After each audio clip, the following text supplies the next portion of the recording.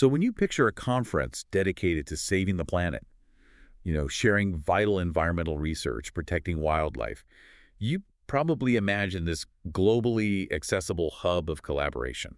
Right, like a room buzzing with people from all over. Exactly. A room with the brightest minds from every corner of the globe exchanging ideas that could, literally save species from extinction. Yeah, that's the ideal anyway. Right. But what happens when the price of admission to that room suddenly blocks out the exact people who are out in the mud collecting the data? Well, that's exactly what we're looking at today. Yeah. So our mission for this deep dive into the document you shared with us, it's to investigate this really troubling trend. We're unpacking a massive question here. Are environmental and wildlife conferences still serving science and conservation? Or have they quietly morphed into these highly profitable businesses?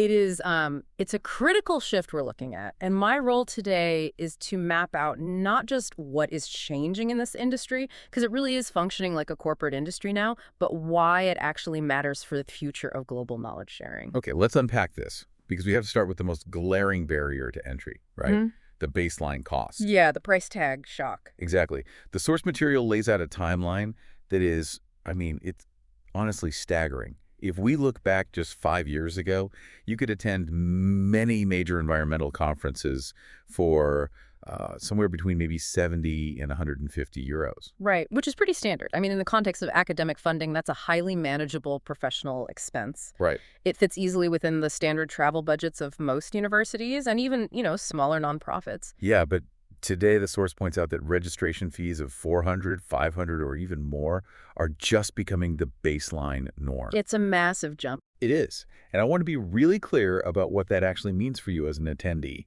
That 500 euros is just the cost to get your lanyard. Just to walk through the front door. Exactly. You still have to pay for your international flights, your local transport, accommodation, and, whatever major expensive city this is hosted in, plus all your meals. Right, which adds thousands to the actual cost.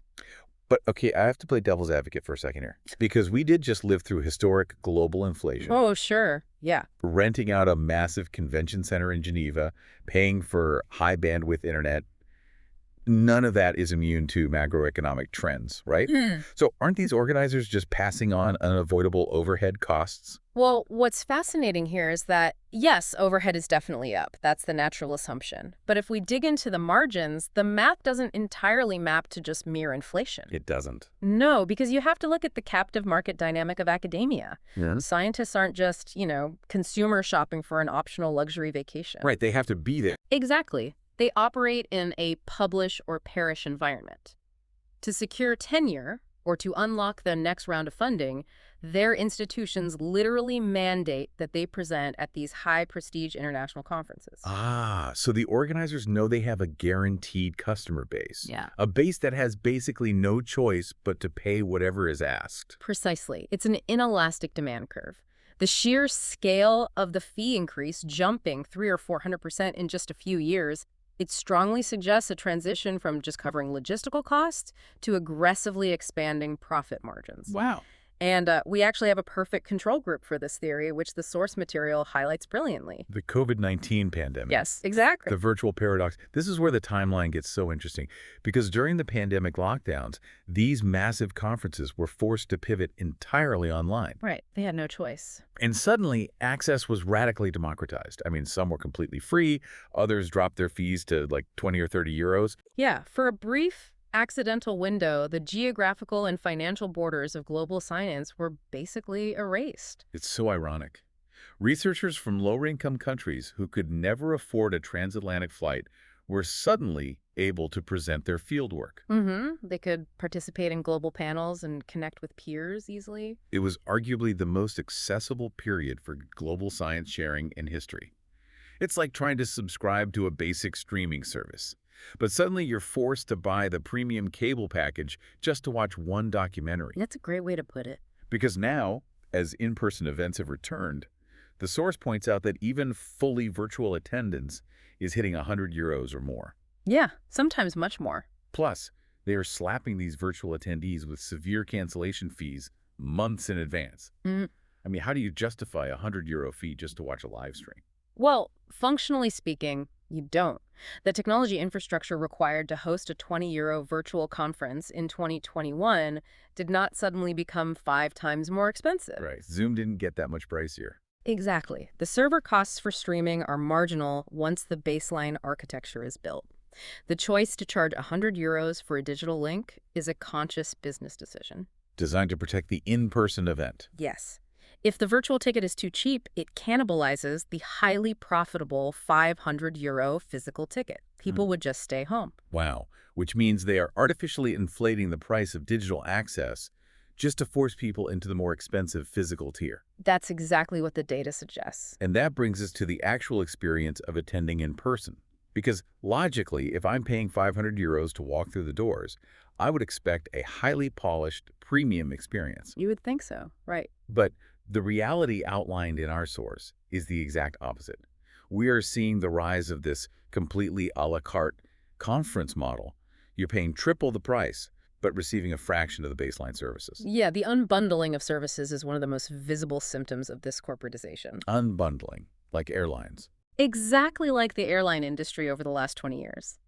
The base fare gets you a seat, but you pay extra for luggage, for legroom, for a bottle of water. Yes.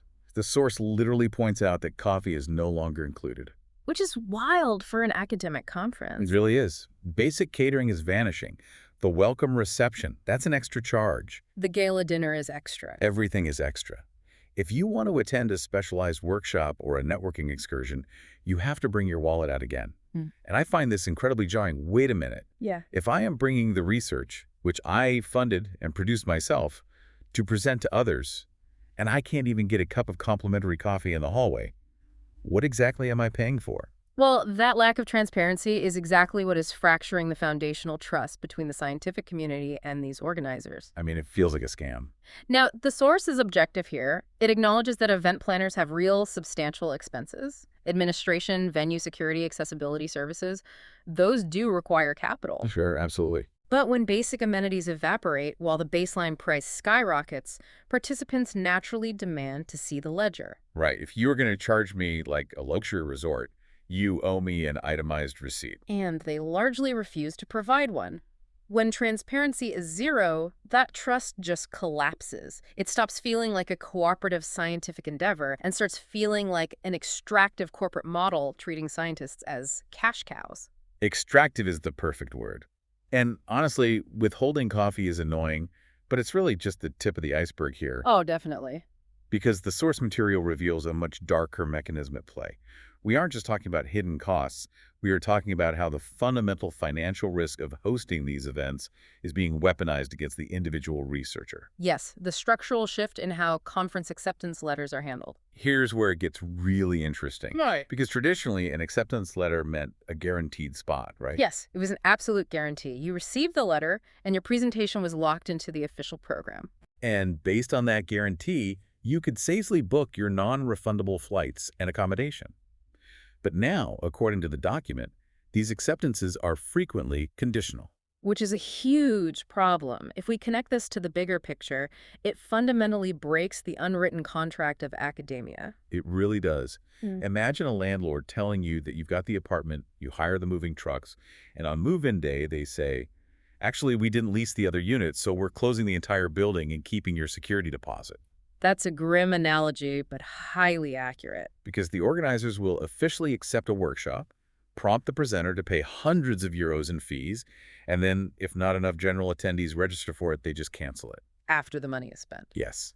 And the source notes they often don't even offer a full refund to the presenter. And you have to understand how university grant structures work here. Usually, a department head will only unlock a travel grant if the researcher can provide an unconditional acceptance letter. Oh, wow. So if it's conditional? The university won't front the money. That means the researcher has to pay out of their own personal savings. And if the session gets canceled by the organizer at the last minute?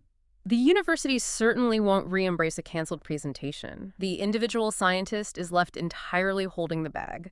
The financial risk is completely transferred from the corporate organizer to the individual conservationist. They're basically socializing the risk and privatizing the profit. Exactly. It's no longer a fair or transparent system. Shifting the burden of business failure directly onto the supplier of the content it's deeply unethical in a scientific context. Okay, so let's say you miraculously navigate this minefield. You pay the huge entry fee. You survive the anxiety of your session, maybe getting canceled. You finally make it to the convention center. You're finally there. Right. The supposed grand prize of all this effort is the networking. That is the ultimate justification for these events. But our source points out that even this is basically an illusion. Yeah, it describes a ghost town of collaboration. Conferences heavily market this, right? They set up registration boards, project notebooks, contact forms. Oh yeah, it's the primary value proposition used to justify the costs. But what happens when the event ends? Total silence.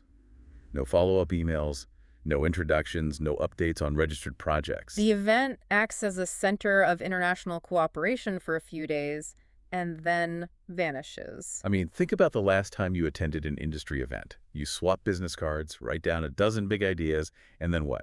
Monday morning hits, and it all evaporates. Right, because networking has been reduced to a temporary marketing feature. It's just for the brochure. Exactly. It's a systemic failure of design. If conferences truly advertise collaboration, they're obligated to provide the mechanisms to sustain it. A conference's value shouldn't end when the final speaker leaves the stage. It has to be measured by the conservation outcomes achieved afterward. Exactly. Building a post-conference infrastructure requires continuous labor, and once the ticket is sold, the financial incentive for the organizer drops to zero. So what does this all mean? When an event is prohibitively expensive, financially risky, and transactionally designed, who actually manages to get into the room? Well, the source spells out exactly who is left behind. Right. Senior academics with institutional funding are fine. But students, early career researchers, independent scientists, small charities, community groups, they are entirely priced out. And this raises an important question, because those excluded groups are the ones doing the actual field work. Exactly. They are the ones building citizen science projects and working directly with the wildlife. So if the people collecting the local data and working directly with the communities can't afford a seat at the table, is the science being presented even accurate to the real world? Wow, that is terrifying. We end up with a room dominated by well-funded universities lacking geographical and financial diversity. A conference literally dedicated to biodiversity is completely failing at human diversity. It creates a dangerous echo chamber. You're getting a sanitized, top-down view of conservation. Now, to be fair, the source document points out that not every single conference operates this way. There are still many events run by dedicated scientific societies fighting the good fight. Yes, providing bursaries and cheap virtual access, we have to acknowledge them. But the wider trend is leaning heavily toward this extractive model. So how do we fix it? The source outlines some very specific, actionable demands. The baseline demand is clear and transparent pricing. An itemized receipt. Yes. Secondly, affordable online participation, especially for international or lower-income attendees. Right. Keep that digital door open. And reduced fees for independent researchers. Also, guaranteed acceptances with full refunds for organizer cancellations. No more shifting the business risk onto the scientist. Plus, basic refreshments included in high fees. Give them some coffee. Seriously, and robust post-event follow-up systems. The digital infrastructure has to extend beyond the closing ceremony. So, I want to turn this directly to you listening right now. Are these events being organized for science and wildlife, or for the business of running conferences? It's a question every industry needs to ask right now. It really is. As someone who loves learning and digging into new fields, what stands out to you about how knowledge is gatekept? Because it leaves me with this final provocative thought. Oh. Yeah. If traditional conferences continue to corporatize and price out the actual workers on the ground, will we see an underground, decentralized, punk rock movement of grassroots science sharing emerge to replace them? An indie conservation circuit. I love that. Right. What does the Indie Conservation Conference of the future look like? Because if the big rooms are locked, scientists are going to build their own rooms. Necessity drives innovation. Smaller, more adaptable models will naturally evolve to fill the niche if the corporate mega conference gets too bloated. They have to. The survival of the data depends on it. So keep questioning the systems behind the information you consume, and always keep looking for the voices that might be priced out of the room. Thanks for exploring this with us. We'll catch you next time.